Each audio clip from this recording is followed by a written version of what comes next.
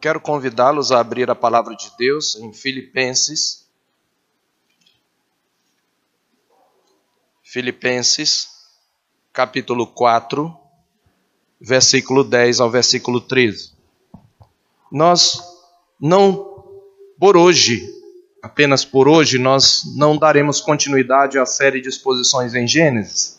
Agora nós vamos precisar fazer algumas adaptações. Nós tínhamos 2 cultos diferentes por dia, e agora por uma questão prática, nós vamos precisar ter o mesmo culto 2 vezes. Então nós vamos encerrar com a graça de Deus o livro de Gênesis, vamos terminar de expô-lo todo. Se o Senhor Deus nos permitir, daremos sequência depois a Colossenses, e a gente ainda está orando para saber se vamos continuar com Atos, depois de Colossenses, ou se vamos avançar em Êxodo. Estamos ainda orando sobre isto, mas a sequência de Gênesis será Colossenses. Mas hoje nós estamos voltando e eu senti no coração, e acredito que o Senhor Deus assim o quis, em pregar sobre esta passagem, sobre a qual já pregamos neste período de isolamento, mas eu quero trazer de novo aqui algumas verdades, talvez com uma dinâmica um pouco distinta, não é? Que é sobre o contentamento como marca da maturidade cristã. Eu quero então ler com vocês o capítulo 4 de Filipenses, do versículo 10 até o versículo 13. Assim diz a palavra do Senhor: Alegrei-me sobremaneira no Senhor, porque agora uma vez mais renovastes a meu favor o vosso cuidado, o qual também já tinhais antes, mas vos faltava oportunidade. Digo isto não por causa da pobreza, porque aprendi a viver contente em toda e qualquer situação. Tanto sei estar humilhado, como também ser honrado. De tudo e em todas as circunstâncias já tenho experiência, tanto de fartura como de fome, assim de abundância como de escassez. Tudo posso naquele que me fortalece. Amém. Oremos mais uma vez. Senhor nosso Deus e Pai, mais uma vez nos dirigimos a Ti por intermédio de nosso Senhor Jesus Cristo, para suplicar, ó Deus, que o Teu mesmo Espírito, esse Espírito que habita em nós, este Espírito que é o penhor da nossa herança e que inspirou a Tua palavra, venha, ó Deus, a abrir o entendimento, abrir-nos o coração, para compreendermos o que por Ti nos foi dado mediante Jesus Cristo, e para que possamos, ó Deus, aplicar ao nosso coração, à nossa vida, as nossas experiências, a fim de corrigirmos as deficiências da nossa fé. Nós Te pedimos que nesta noite nos faças, ó Deus, contemplar o retrato do perfeito contentamento que nós devemos ter em todas as circunstâncias. Em nome de Jesus nós oramos, agradecidos. Amém. Meus amados irmãos, nós voltamos ao culto presencial no contexto daquilo que nós chamamos de novo normal. Esta condição não era exatamente o que nós gostaríamos de ter. E como nós vamos nos portar diante disso? De fato, a reviravolta radical que sofreu a nossa vida nos permitirá prosseguir sem desanimar da fé? Nós conseguiremos adorar com o mesmo fervor? Nós serviremos a Deus com a mesma alegria? A questão é que o mundo não será mais o mesmo depois desta pandemia. Explico. O mundo continuará pecador? Continuará rebelde contra Deus? Nós continuaremos em processo de santificação. Mas o que eu estou dizendo é que as circunstâncias externas do mundo mudarão. Mudarão muitos costumes. Mudarão muitas atitudes. De alguma maneira, nossos medos serão direcionados para algumas coisas que nós não tínhamos antes. Nós, como brasileiros, não tínhamos medo de nos abraçar, de nos beijar, de ter contato. Mas talvez agora nós fiquemos um pouco mais distantes fisicamente. O mundo não será mais o mesmo geopoliticamente. Muitas coisas estão mudando nos governos ao redor do mundo. A própria ciência está confusa. E não é esta a primeira vez que acontece alguma coisa de caráter cataclísmico, universal, que muda a configuração do mundo.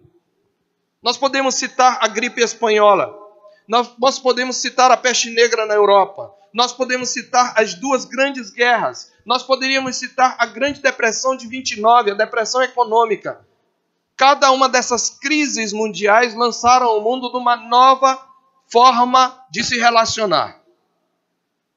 E nós temos que entender, mesmo que um dia tiremos as máscaras, não será mais a mesma coisa. A questão é, nós continuaremos crescendo no Senhor? Nós continuaremos buscando a santificação? Essa situação pode fazer-nos deixar de ser a igreja de Deus? Meus amados irmãos, talvez excetuando-se a fé, a esperança e o amor, o contentamento seja a maior expressão da maturidade cristã. E é sobre isso que eu quero falar, sobre o contentamento como uma expressão de maturidade cristã. Aliás, esta é uma virtude que expressa exatamente uma fé madura, uma esperança firme e um amor abnegado. Se você de fato tem uma fé madura, você vai ter uma vida de perfeito contentamento. Você vai aprender a estar contente em toda e qualquer situação. Se a sua esperança não está nas coisas desta vida, mas na vida eterna, você vai ter contentamento mesmo quando esta vida lhe for extremamente desconfortável. E se o seu amor por Cristo, se o seu amor pelo Senhor for maior do que todas as coisas, nada tirará a sua alegria, porque você tem o tesouro que este mundo, que a traça e ferrugem não corroem, e que ladrões não escavam nem roubam. O contentamento, meus irmãos, está ligado à genuína piedade. Como está escrito em 1 Timóteo 6,6, de fato, grande fonte de lucro é a piedade com contentamento. Piedade é aquele temor, aquela reverência, aquela devoção, aquele respeito por Deus que me leva a servi-lo de todo o coração e pelo qual eu me preocupo com o que ele pensa de mim, com o que o agrada.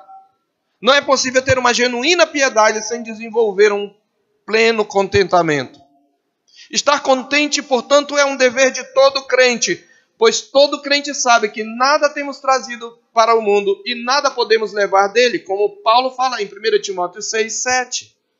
Isto equivale a dizer, como disse o Senhor aos seus discípulos, que a vida é mais do que o alimento e que o corpo é mais do que as vestes.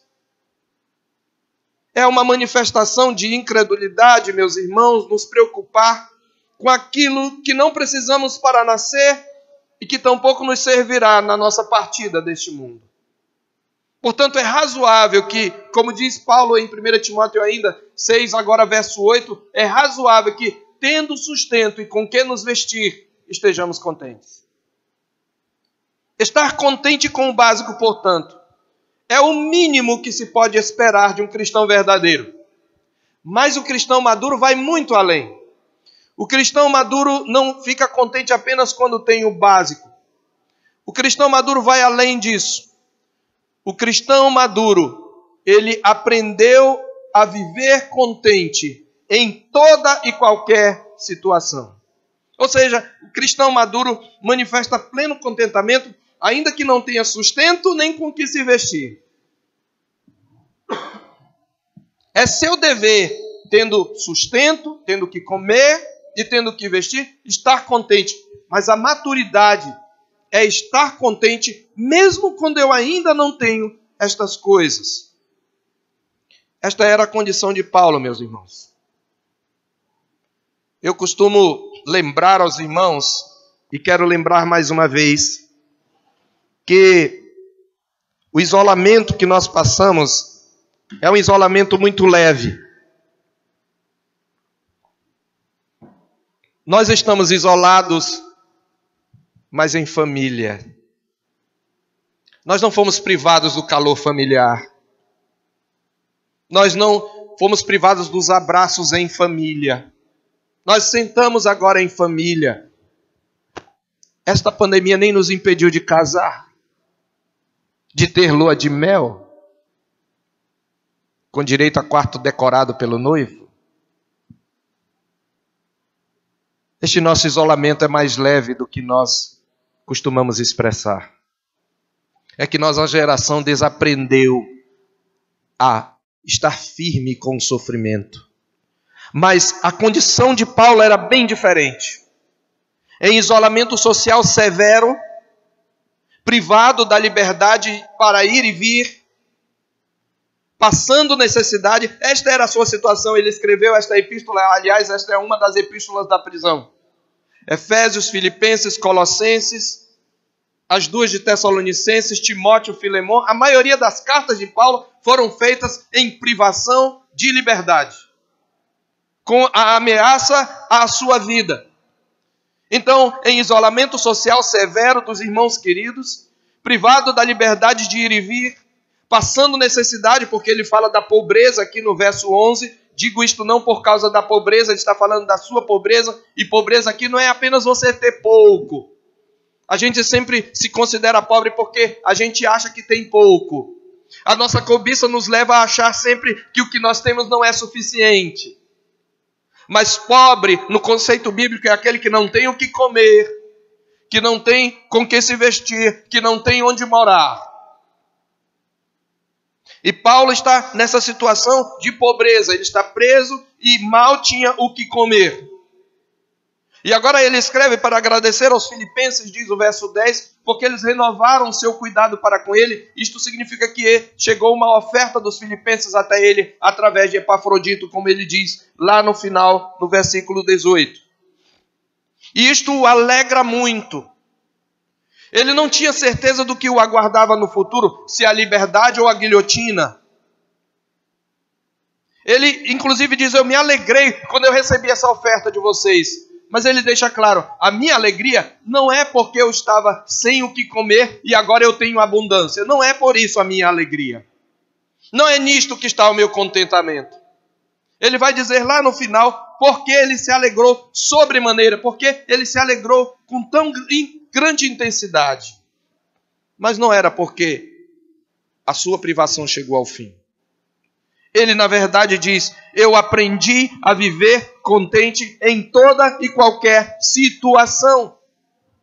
Por isso, sua alegria ao receber a oferta não estava no fim da privação. Sua motivação para a tristeza e a alegria era de outra natureza. Ele está dizendo, se eu não recebesse, eu continuaria contente.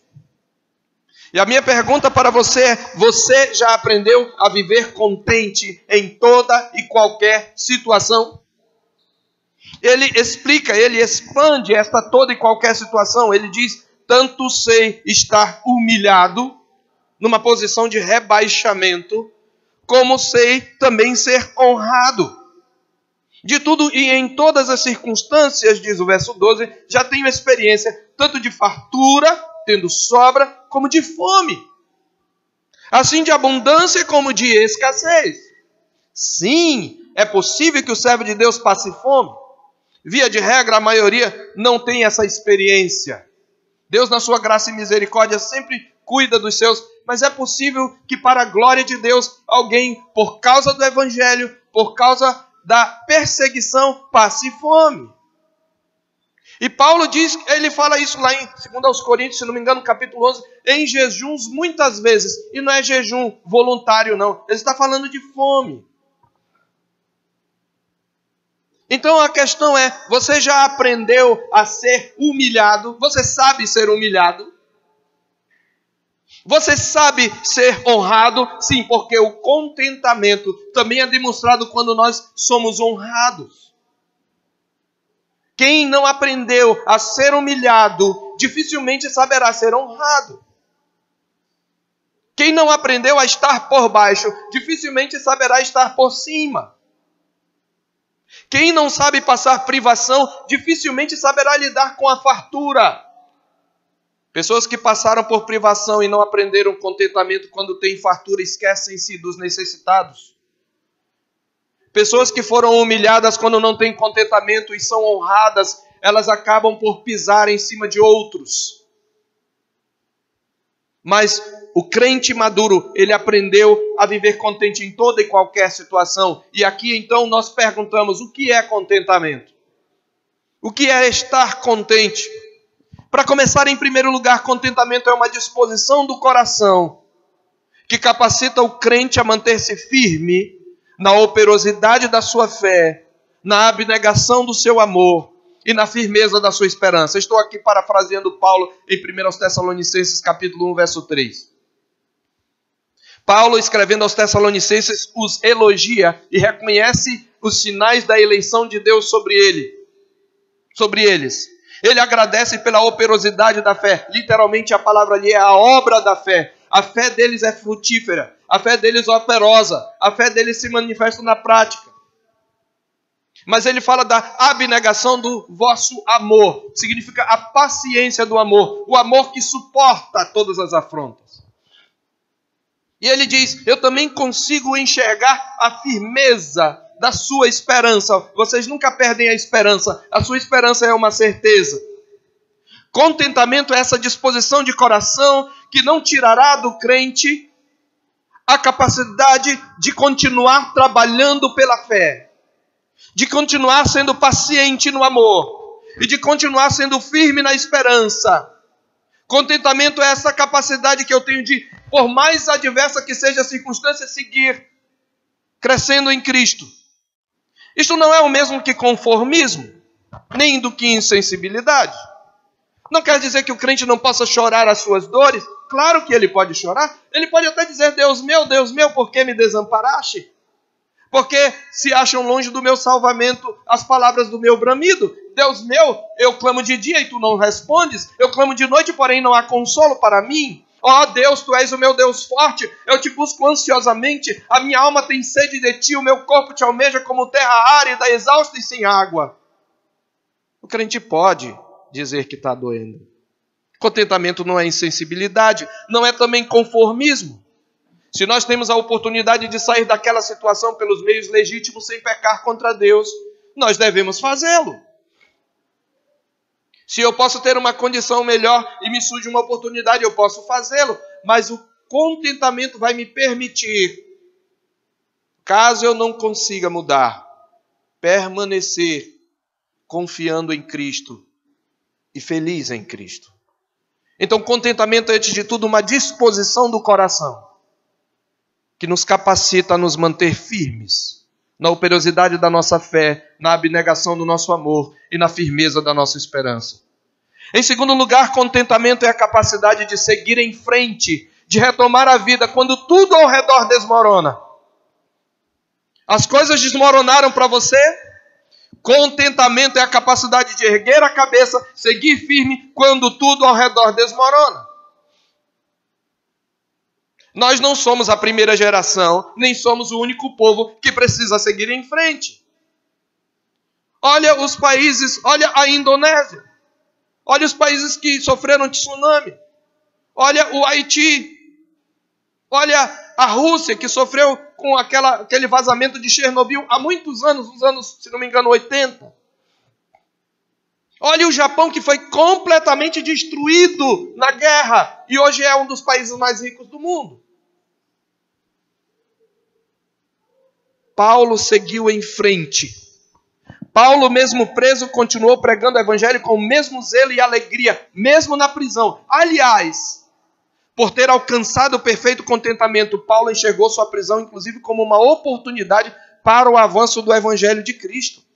Veja aí no capítulo 1, verso 12 desta mesma epístola.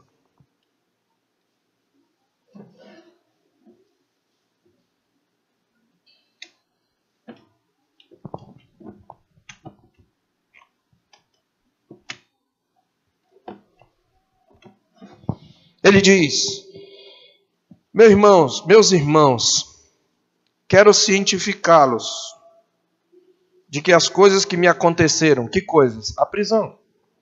Tem antes é uma adversativa.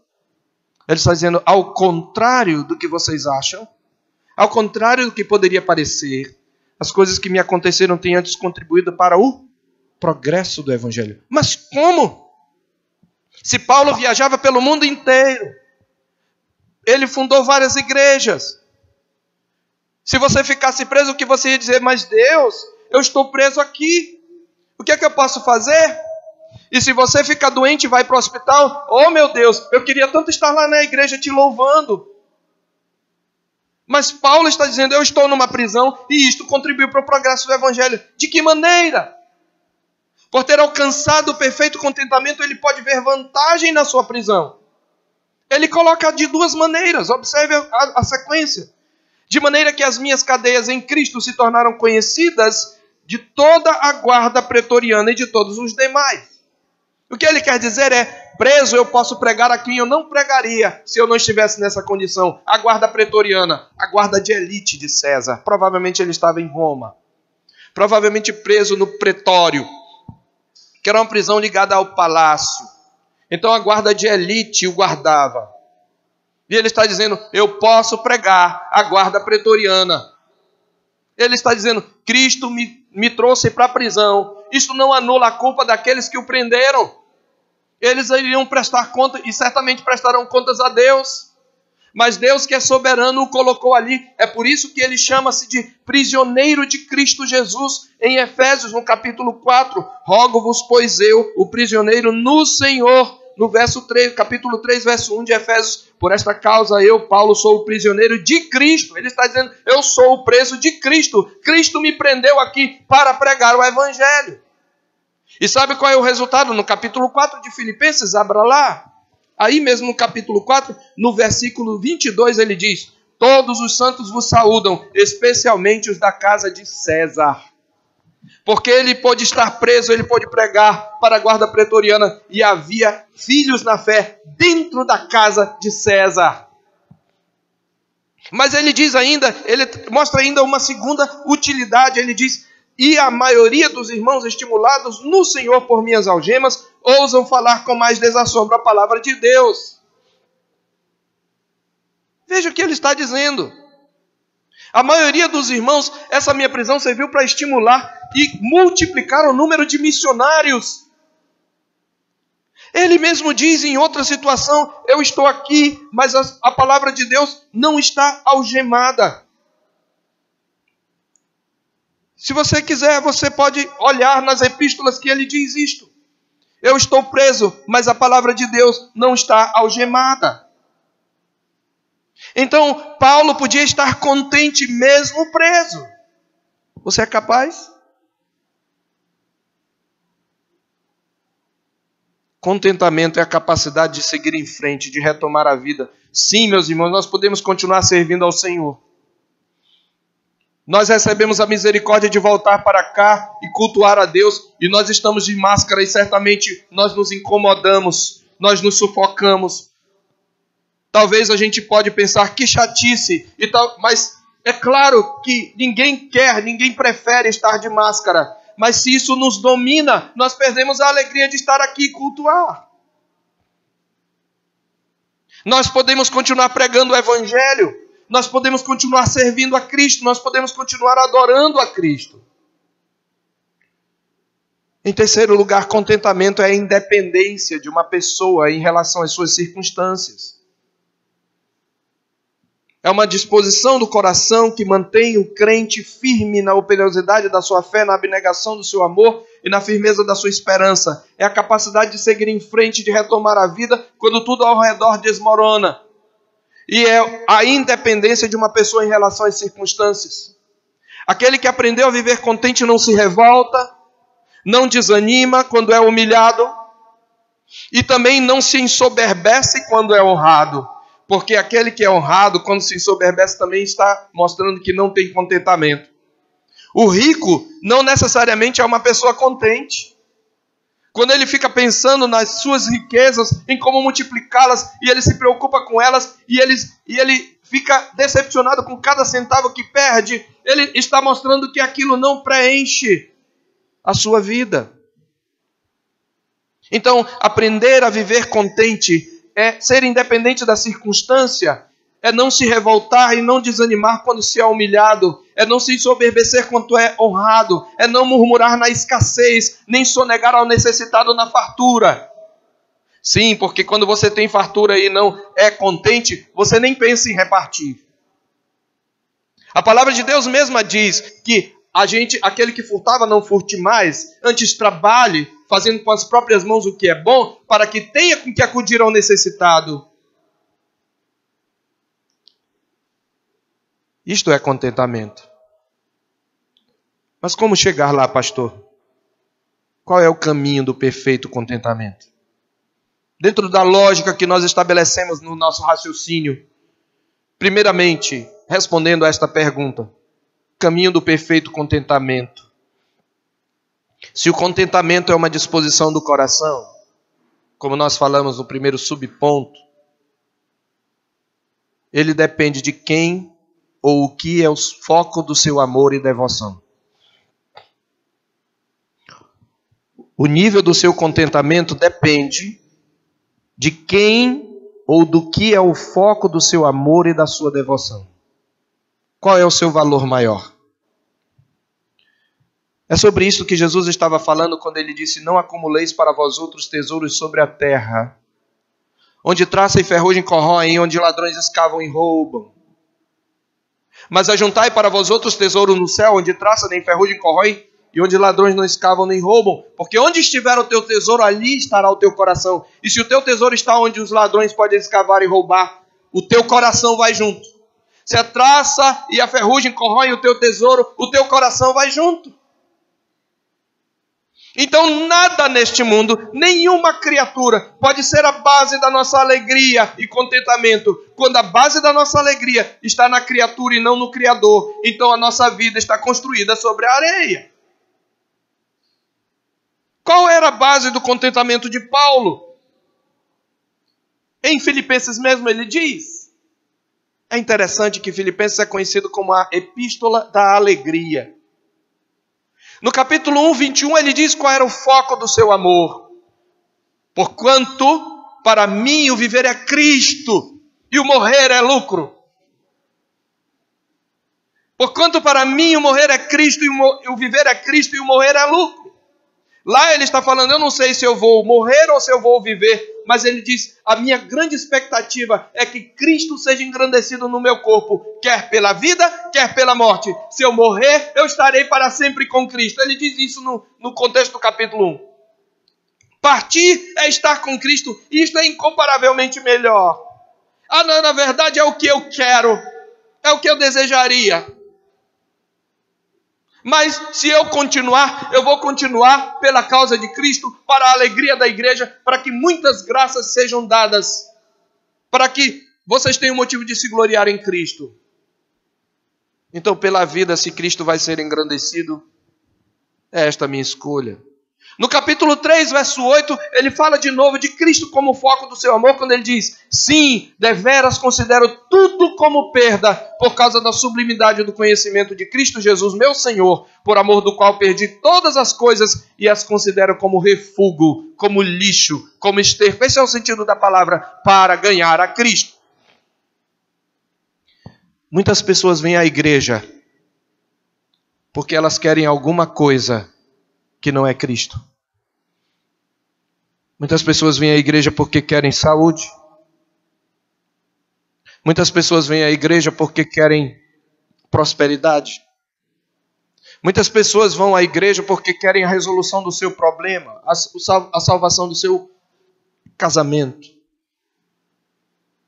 Muitas pessoas vêm à igreja porque estão com o coração amargurado e precisam de algum alívio, de palavras que aliviam o coração.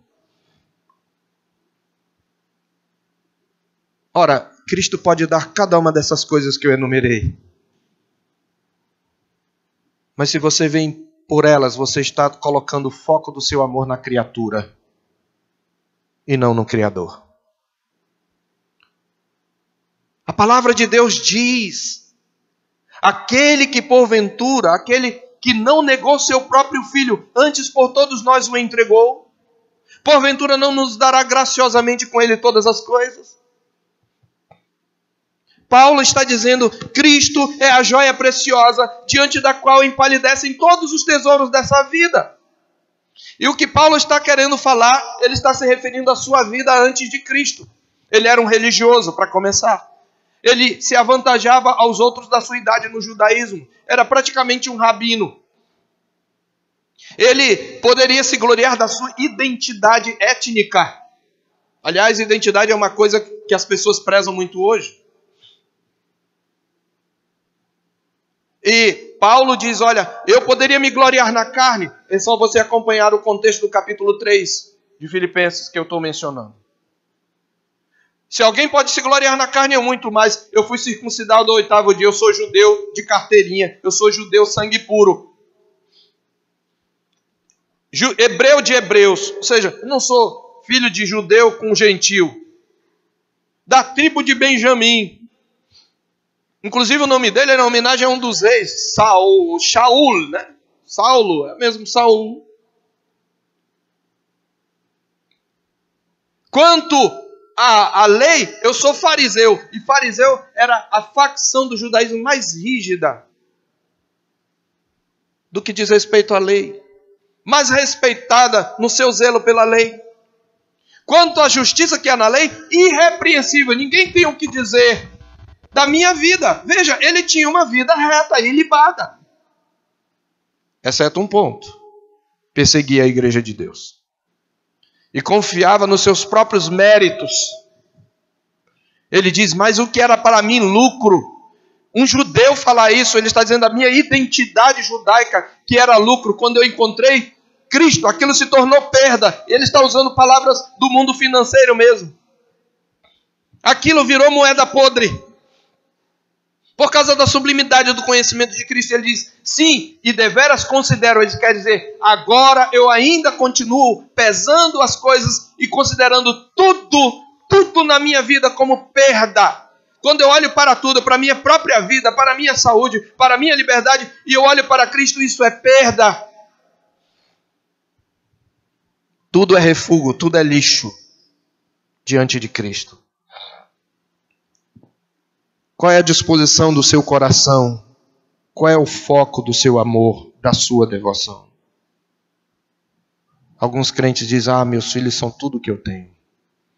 Não tem outra coisa nesse mundo mais do que meus filhos. Outros dizem, minha mulher, meu marido é tudo que eu tenho. Ou meu emprego, minha carreira é tudo, eu deixo tudo pela minha carreira. Se o seu foco está na criatura e não no Criador, você não tem como aprender o contentamento, mas o contentamento começa com você avaliar a disposição do seu coração. Em segundo lugar, se o contentamento é a capacidade de seguir em frente, como falamos, tal capacidade não vem pronta na conversão. É fruto de um aprendizado. É isso que Paulo fala no verso 11. Eu aprendi a viver contente. De tudo e em todas as circunstâncias já tenho experiência. Ou seja, essa capacidade ela vem com a vivência. Mas não qualquer vivência. É a experiência e a vivência de seguir a Cristo em meio às contrariedades e reveses da vida. Essa palavra aprendi aí no verso 11 é da mesma raiz da palavra discípulo. E o que ele está dizendo é, eu encontrei Cristo. Cristo me encontrou. Eu considerei tudo como perda. Eu resolvi segui-lo, não importa o que aconteça. E através de cada experiência de aprendizado, eu vou aprendendo quão precioso Cristo é na minha vida. Isso requer tempo. Isso requer, inclusive, que você passe por privações e situações difíceis. Porque a experiência não se adquire num gabinete. É nesse contexto, meus irmãos, que Jesus, no capítulo 11, versos 28 a 30 de Mateus, fala as suas famosas palavras, das quais nós gostamos de citar apenas as primeiras. Vinde a mim, todos os que estáis cansados e sobrecarregados, e eu vos aliviarei. Sim, porque quando nós não aprendemos o contentamento, a nossa vida é um fardo. Os ídolos são sempre um fardo no coração de quem os carrega. Mas Jesus continua. Ele tem outro imperativo depois do vinde. Ele diz, tomai sobre vós o meu jugo. Isto quer dizer, fique debaixo da minha autoridade, do meu senhorio. Caminhe comigo. O jugo era a canga que se colocava no boi, numa junta de bois, para que eles andassem na mesma direção. É como se Jesus dissesse assim, uma parte da canga está no meu pescoço, coloque a outra na sua e deixe que eu o guio. Ele diz, tomai sobre vós o meu jugo. E terceiro, e aprendei de mim, a mesma palavra de discípulo, que sou manso e humilde de coração. Então não é vir até Cristo e os seus problemas são resolvidos e pronto, você vai embora feliz da vida. Não, é vir a Cristo e continuar seguindo a Cristo e através de cada experiência ir aprendendo da sublimidade de Cristo. Isso leva tempo. E por último, se o contentamento é independência em relação às circunstâncias, como falamos, tal condição requer uma estrutura interior. A palavra contente designava na filosofia estoica o homem que dominava seu espírito e era independente de qualquer circunstância externa. A palavra grega aqui a palavra para contente é autarches. A palavra contentamento é autarcheia, de onde vem a nossa palavra autarquia, aquilo que tem governo próprio. Então é a capacidade de dominar o seu coração. Então a ideia é de uma estrutura interior inabalável, mas tem um ponto que distingue o estoicismo do cristianismo. Os estoicos acreditavam que o homem pode alcançar isto por seus próprios méritos. Mas esta é uma confiança vã. A carne mortal é incapaz de dominar as inclinações idólatras do coração. A palavra do Senhor diz: maldito o homem que confia no homem, faz da carne mortal o seu braço e aparta o seu coração do Senhor. Porque será como um arbusto solitário no deserto.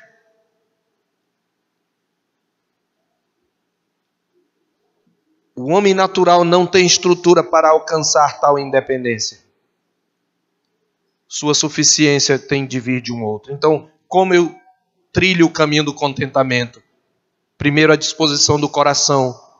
O foco do meu amor tem que ser Cristo. Segundo, é através da vivência, da caminhada, e eu preciso passar alguns percalços para que eu aprenda acerca da preciosidade que é Cristo. Mas eu vou segui-lo. E terceiro, e esta é a base de toda a sustentação do contentamento. Qual era o fundamento da independência inabalável de Paulo? O mesmo que todo crente. Cristo. A união com Cristo. Veja o que ele diz no verso 13. É como ele termina. Tanto sei estar humilhado como ser honrado. Em tudo e de todas as circunstâncias já tenho experiência. Tanto de fartura como de fome, assim de abundância como de escassez. Tudo posso naquele que me fortalece. Muitos usam este texto erradamente, achando que eles podem conseguir o que querem porque eles estão com Cristo. Eu posso determinar qualquer coisa na minha vida e a coisa vai mudar em nome de Jesus, porque tudo posso naquele que me fortalece. Não é este o contexto, acabamos de ver. Tudo posso aqui eu posso passar fome, eu posso ter fartura, eu posso viver na escassez, eu posso viver na abundância, eu posso viver humilhado ou viver honrado. Essa palavra posso era uma palavra usada para o prevalecimento de um herói sobre o seu oponente. E o que ele está dizendo é: eu prevaleço sobre todas as circunstâncias. As circunstâncias não me dominam. As circunstâncias não mudam o meu estado de ânimo. Eu não sou levado a reboque das emoções. Eu não vivo tomando a temperatura da história. Nós brasileiros estamos fazendo muito isso. Ai, caiu mais um ministro. Ah, mas subiu um ministro cristão. Ai, inclusive é reformado. Ah, que bom. Ai, saiu esse ministro. Oh, meu Deus.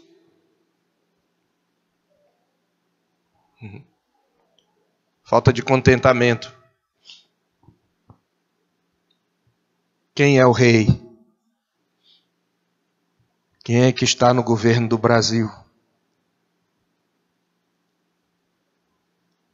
Aquele que já subjugou os principados e potestades e publicamente os expôs ao desprezo triunfante da cruz. Quem governa o Brasil é aquele que um dia virá com poder e grande glória.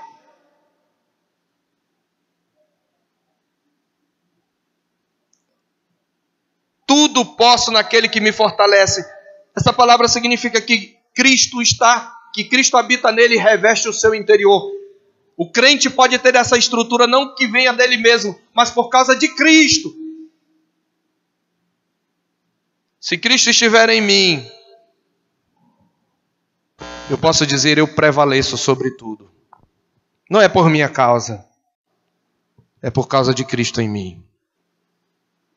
Eu concluo, meus irmãos. O amor de Cristo é a motivação que mantém firme o crente no perfeito contentamento. Você é crente? Você tem certeza do amor de Cristo? Pois bem, o amor de Cristo nunca vai te impedir, ou nem sempre vai te impedir, de sofrer. Nós vivemos num mundo caído. O sofrimento faz parte enquanto estivermos neste mundo. Aliás, o amor de Cristo vai inclusive usar os sofrimentos para ensinar a você o perfeito contentamento. É por isso que Paulo diz: quem nos separará do amor de Cristo? Será tribulação, angústia, perseguição, nudez, perigo, espada, fome? Ele está falando de várias coisas que ele passou. Qual é a pior coisa que pode acontecer a você? Morrer? Não, se você é crente é a melhor coisa, para você é a melhor coisa. Talvez seja pior para quem fica. Porque partir é estar com Cristo. Você estará na própria presença de Cristo no paraíso. Qual é a pior coisa que pode acontecer? É você ser separado do amor de Cristo. Mas tem alguma coisa, meus irmãos, que nos separe? Tem alguma coisa que nos separe do amor de Cristo? Nós estamos separados entre nós, e nem tão separados assim, não é? Mas quem de nós, por causa desse distanciamento, está separado de Cristo? Nós não podemos cultuar direito, a gente se incomoda com a máscara, mas nosso culto não é menos precioso para Deus. Mas se a gente não souber o contentamento, a gente vai sair reclamando da máscara. A gente vai sair reclamando porque não tinha tantos irmãos, porque não tinha um cafezinho. Afinal de contas, o que é que trouxe você aqui? O que trouxe você aqui, crente? Foi Cristo. Foi Cristo, crente.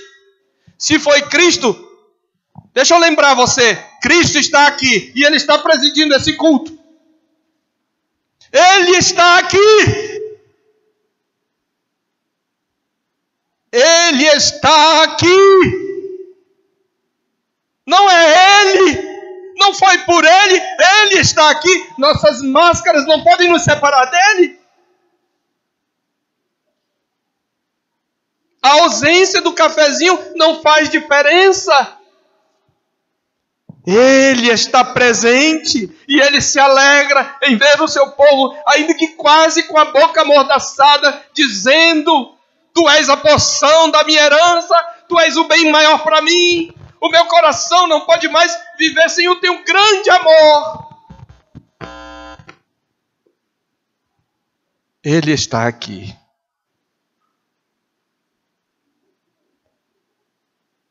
O caminhar com Cristo é o que garante o aprendizado no perfeito contentamento.